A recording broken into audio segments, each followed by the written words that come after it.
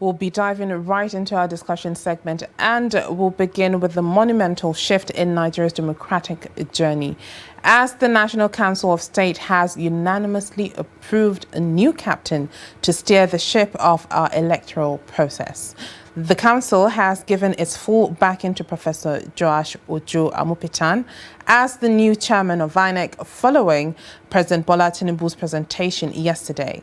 Now, this appointment, announced by Bayo Onanuga, fills the crucial vacancy left after Professor Mahmoud Yakubu's tenure ended.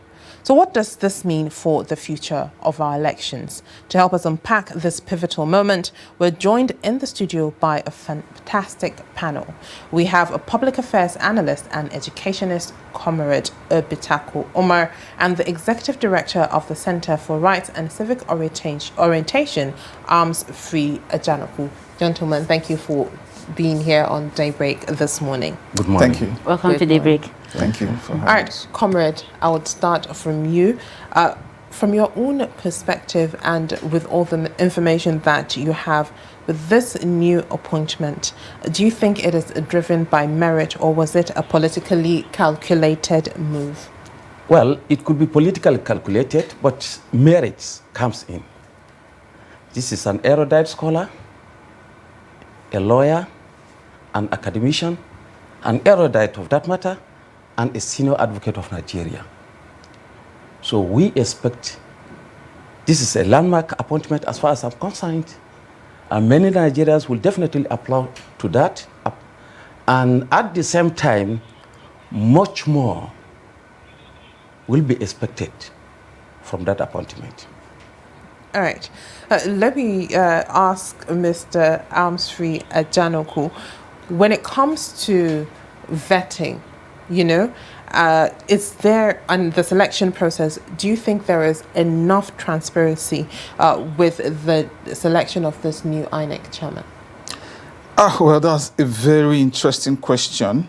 But let me first of all start on a positive note, because every new beginning for our electoral process is a beginning that should be commended and that we should project, a positive what I call it vibe or attitude to that process. So I joined the rest of Nigeria, in that groundswell of welcome, good wishes, best wishes to the INEC chair. And to say that the first thing I would think about is the constitutional imperative, which is spelled out in the third schedule. When you look at section 14 of that schedule, it talks, about appointing people of unquestionable integrity, to that office. And then when you look at section 153 itself, establishing INEC, you also see that there is a move to create that semblance of independence, even though over time there's dissatisfaction that independence, that insulation of INEC from the political and appointive power of the president is not yet there. And that is one object of reform that we have to push for. So to circle back to your question about transparency of the process, maybe we should benchmark, our processes with what happens in other parts of the world. In South Africa, for example, the INEC, the Electoral, Commission chair there is not merely appointed by a Council of State and the president, endorsing. What happens is that there is, first of all, an independent panel that is headed by the chairman, by the head of the Constitutional Court. And then that independent panel then goes to the National Assembly, and it's from a short list that whole process produces that the president now picks from. So I think our own process in terms of the broad-based participation in deciding how an INEC chair emerges is much more narrow. And that's why there's always that perception of partisanship and politics. And the first question many people are asking is, is this a partisan appointment and all of that? But I would say that this nomination ticks the boxes in terms of the constitutional imperative. Nobody has come out to say this man is not a man of integrity. And it also ticks the boxes in terms of the geopolitical configuration. It has always been the convention that a president should not nominate an INEC chair from his own geopolitical zone, because that would already be interpreted by, the public as, this is, just a biased process. So the president has ticked that box, and we must commend that action, and we must now say that the bigger and broader issues in our electoral process, have to now be engaged robustly to ensure that we are not just narrowing down the credibility of our electoral process to just one individual, because the electoral process itself is a larger template that has to do with security. The security have their roles to play. Even we as media and civil society, we have very important roles to play. So we have to now adopt a whole of government and whole of society approach to deepening democracy in Nigeria and ensuring that our electoral process is credible. Okay, now let me come over to you, Comrade Umar. As a public affairs analyst, what do you think are the most pressing challenges Amupitan will face as INEC chairman, especially regarding Nigerians' electoral integrity and the upcoming 2027 general elections? Justice, number one. The profession he's coming from as a legal professional and a professor of law, we expect justice. Nigerian society expects justice. Justice in the electoral processes in Nigeria. Over time, we have seen many abnormalities, irregularities, as far as the conduct of elections is concerned. Secondly, we expect thorough vetting of our political aspirants, because we have seen over time, we have seen a situation whereby people will pass through, will purchase their own form, contest election, and people with questionable integrity. At the end of the day, they will now win election. After winning election, we see court cases that will last longer the half of the first 4 years. So this situation has been a serious problem in our democratic process in Nigeria. So we expect the new INEC chairman, who is rooted in law, should emphasize vetting of aspirants, political aspirants, to that respect. You understand? Then another aspect is transformation of the entire electoral processes, thorough and strict adherence to the use of the beavers. We have seen, just like in the 2023 election, we have seen where many constituencies, the use of beavers were not carried out. And that has created a lot of issues. Then punishment, prosecutions of returning officers who collect money from politicians and announce or alter the results. Then at the end of the day, nothing is being done. And where even, I know of a situation, one professor, I think from South, who was prosecuted and sentenced for fraud, electoral fraud. But we expect not only a kind of punishing or jailing or whatever that could be done. The person that is so involved, that was announced wrongly, should be reverted to that aspect. So this process, vetting, strict adherence to use of beavers during the electoral processes, then you understand, should be strictly adhered to. Total transformation. Nigerians also want to see a situation whereby the conduct of local government elections by State Independent Electoral Commission should be revisited. This issue should be revisited. I know it is there in the National Assembly where they want a bill is being pushed for the National Independent Electoral Commission to conduct local government election. That should be done, because when you look at local government is the third tier of government that is close to the grassroots. And we see a situation whereby it is so common, it is so alarming, it is so disgruntled that governors imposed candidates upon the citizens. And this is the base of our political democratic routine. So we want a situation whereby, as a legal practitioner, he should be able to do one or two things to ensure that this State Independent Electoral Commission should be abolished, and the National Independent Electoral INEC should take over from the SAEC to bring transparency and kind of this thing in the system. All right. So let me come to you, Mr. Ajanaku. Speaking of, his area of expertise, his profession as, a lawyer, a senior advocate of Nigeria at that, a lot of Nigerians have had, questions when it comes to INEC being independent. So do you think with his area of expertise, INEC would have a strengthened, independence, or is it just another move towards executive control and democratic institutions? Yeah, thank you so much. I think this question is very much connected to the earlier question around transparency. And of course, Professor Amupitan is coming into this job, and I'm sure one of the first things that will be on his mind is the fundamental question of legal reform.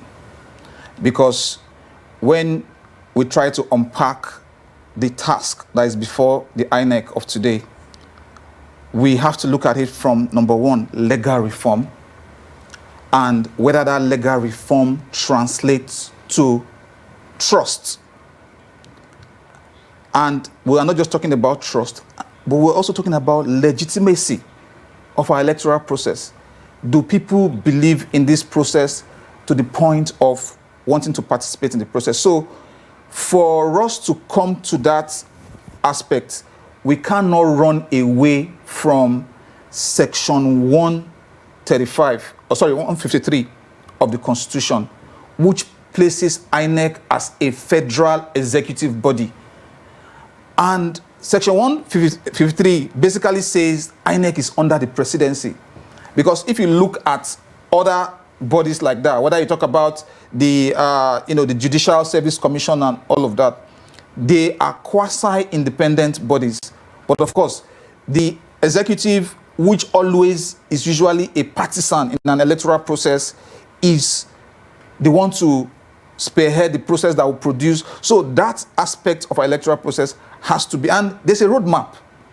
There's a roadmap in the Uwais report of 2008, where Justice Uwais' panel suggested that the NJC, the National Judicial Council, should be, an integral part of the process of nominating an INEC chair and the commissioners. Reason being that the judiciary is already an arbiter in the electoral process. All elections, if there are disputes, will always come before a court. So it is assumed that even if the president is the one that nominates the, kind of confirms the head of the judiciary, but the NJC still has that level of independence. That's one track. Another track, which is a suggestion that people have advanced, is that it can still be domiciled in the Council of State, consultation with the Council of State, but the president, who will be a partisan, and his party, who will be a partisan in that process, should recuse themselves from the Council of State when that decision is being taken. So that it does not have, because no matter how you look at it, if I am appointing somebody, that person is one way or the other beholden to me. And so our reform efforts have to move in this direction, such that our electoral process and the main election management body will be seen as free of executive and political interference, and will be free to actually discharge that function, and it will then become truly independent, not only in name, but also in terms of how even citizens perceive the commission. All right. So, Comrade Umar, in a country where a lot of Nigerians have lost confidence in the electoral process, especially INEC, and we know that perception often trumps facts, how do you think the chairman can be able to build public confidence and not just institutional credibility? I think in Nigeria, the citizens do not only lose confidence in INEC as an empire. The citizens, there's a great gap between the led and the leaders because of lack of conscience, lack of patriotism of our leaders. Leaders, after being elected, they totally disengage themselves from the constituents that elected them. This has led to failure of trust, total failure of trust by the citizens. We are just very lucky in Nigeria that Nigerians, despite all these odds, still they are patriotic, patience, endurance, and perseverance. We have seen situations where in many other countries, currently taking place, I think in Morocco, where we see unrest. You see the case of Kenya, the Gen Zs, you see Nepal, you understand. But often at times in Nigeria, when serious failure in governance occurs, you see civil society coming to calm down the citizens not to go into street and protest. That is patriotism from the side of the citizens. Citizens of Nigeria after the civil war don't want Nigeria to experience the second civil war because it's going to be highly devastating in the era of technology, in the era of advanced technology and knowledge. So, citizens, leaders should be conscious, should develop that conscience, should translate power, good governance, total protections of citizens, lives and properties, provision of welfare. That is the fundamental role. INEC, as electoral body, should be able, remember I started saying justice. He is a lawyer. Lawyers are embodiment of justice. We expect a situation whereby thorough conduct of elections should be done in such a way that citizens will now breathe in and say, at last, we are practicing a sincere, honest, befitting democracy in Nigeria, in our country. Many don't go to elections. Do you know why? Because they don't, the people they elect are not the people that are announced as winners. In Nigeria here, we have seen a situation whereby somebody that came third in election is being announced as the winner of the election. It has happened in this country. You understand? So this situation is very unfortunate. And just like my brother has pointed out here, judiciary, which is supposed to be an independent body that will regulate, bring justice, proffer peace in these processes, have appeared to align with a kind of, I'm sorry to say, but it's real, bribery, aligning with those who have bigger bats, Ghana must go, which is supposed not to be so. You understand? We have seen a situation whereby instead of judging, passing judgment through merit, we see where technicalities are being offered as a yardstick to ruling party, you understand, elections, which is supposed not to be so. So the new INEC should be an INEC that should be able to a kind of set up committee, set up an instrument where justices will be restored in our democratic processes, where Nigerians will now be so confident, will be so relaxed, will be so comfortable to go and vote en masse. This is what we expect. All right. Mr. Ajanaku, let me quickly throw this to you. With this appointment, do you think it signals, the current administration's attitude towards democracy and rule of law, or do you think there's another, perspective to it? Yeah, so that's a very tricky question because on the one hand, I, as a civil society, activist and advocate, I am saying that we should delink INEC from and insulate it from presidential appointive power. Yes, the presidency can still play a role. The president can still, have maybe like a final say, but we should widen the scope of the nomination. Nigerian people, Nigerian institutions bigger than the president, more than the presidency should apparently start the process. So if you are asking me if this is a signal of the commitment of the administration, I think it's a difficult question for me to answer because I don't want to sound like I'm praising the administration, because I'm a civil society analyst and I should be very objective in my analysis. But having said that, I think there are very important questions that come up, because I don't like this idea in Nigerian political culture where we have a messianic approach to doing things. And so we said one man has come in there and then we want to dump. Yes, the man is going to lead the process in the election management body. But there are also resident electoral commissioners in states. In the local government, the electoral officers. Amupitan will not be in that Local government. in the polling units when election is conducted, and the comrade here talked about use of beavers, following strictly to the electoral processes. We've seen situations where even some polling officials cannot even tabulate results. We've seen situations where people uploaded, in fact, they could not really upload proper result sheets onto the IREV. We see all of those gaps in our elections. Our results management system, our collation process.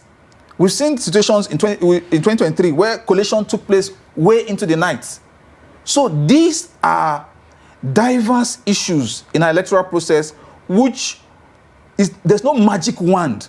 And in the statement of our organization, which we are sending out today, one of the things we mentioned is that there has to be a whole of government and whole of society approach to deepening our democracy.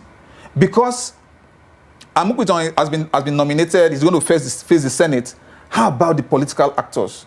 How about the political actors that will refuse to campaign on issues of governance and will just go to the citizens to buy votes? How about the people spreading fake news, misinformation and disinformation in the electoral process? How about people using generative AI after election day to spread fake results?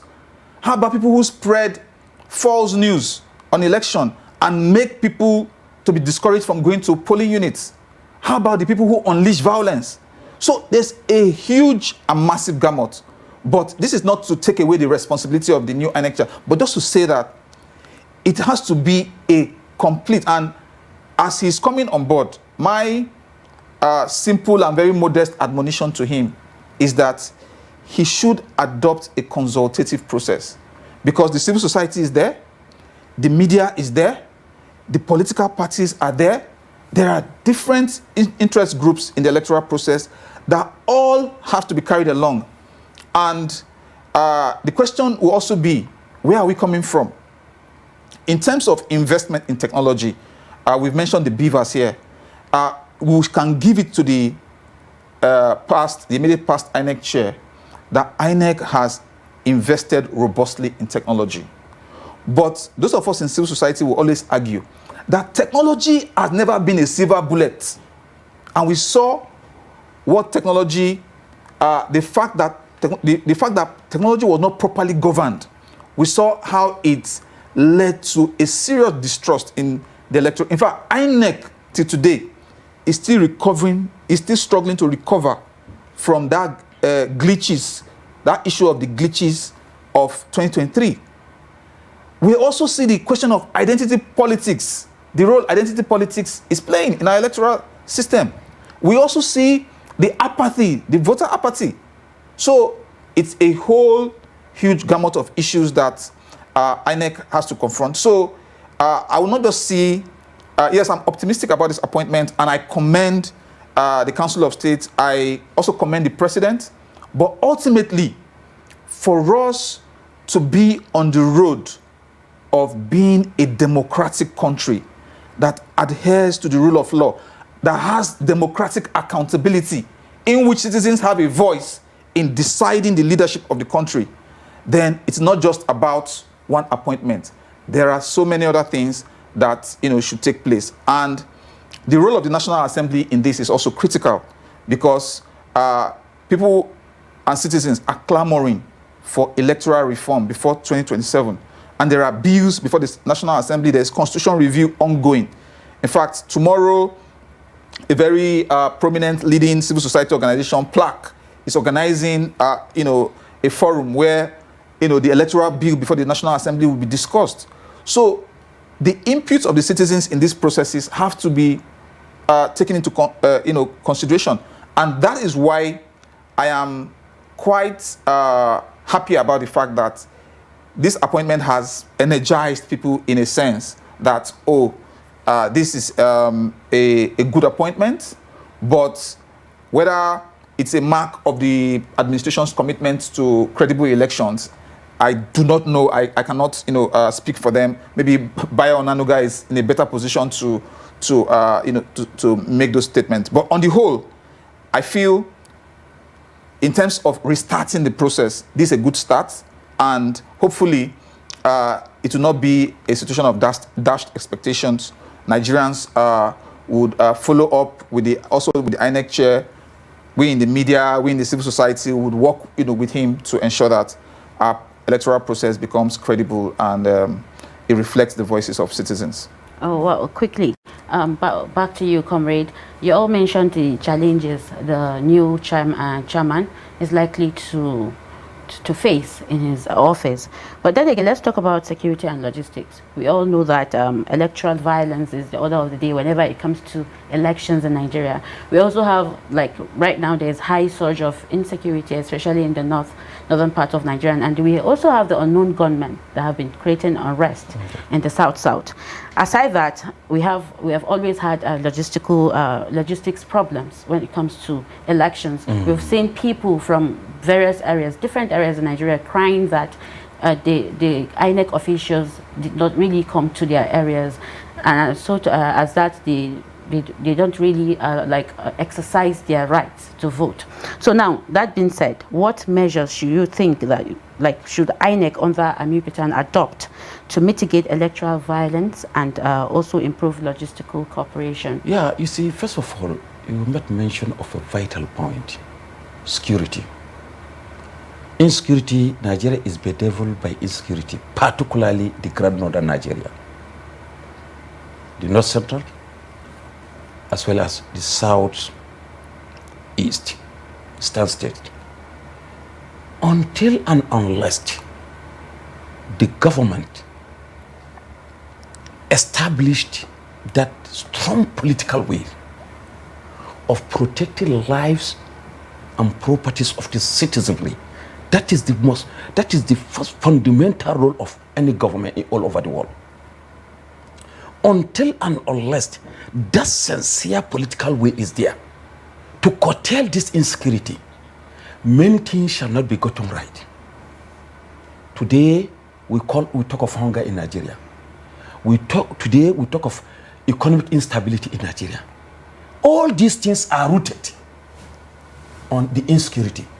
Today we talk of civil servant, not a director not affording to use his vehicle to his place of work. Why? Because his salary is meager. All these things is rooted to the insecurity we have in the country. If there is that security, just like Karl Marx said, 1880, that peace is the most essential instrument mankind requires for survival, that he has said everything all. INEC cannot be able to get it right in the deliverance of its material where there is insecurity. There's no way, there's no magic that INEC can perform. It is the role, the sole responsibility of the government to ensure that there is adequate security all over the country, within the nooks and crannies of the country, so that not only INEC could conduct elections, but citizens should be able to go about their normal businesses. Conduction of election is just a secondary or tertiary of it all. But what is the most fundamental? The most fundamental is the ability of the citizens to move freely, to conduct his affairs freely, and in any part of the country. Then you get it right. Of course, we are aware that some politicians connive with the independent electoral body at various lower levels, such as the local government level. I participated in an election, 2027 presidential election, that ushered in late Umar Musa Adwa. I was to leave the local government to travel up to 15 kilometers around the hilly areas, but we were issued with electoral material by 5 p.m. What is that insinuating?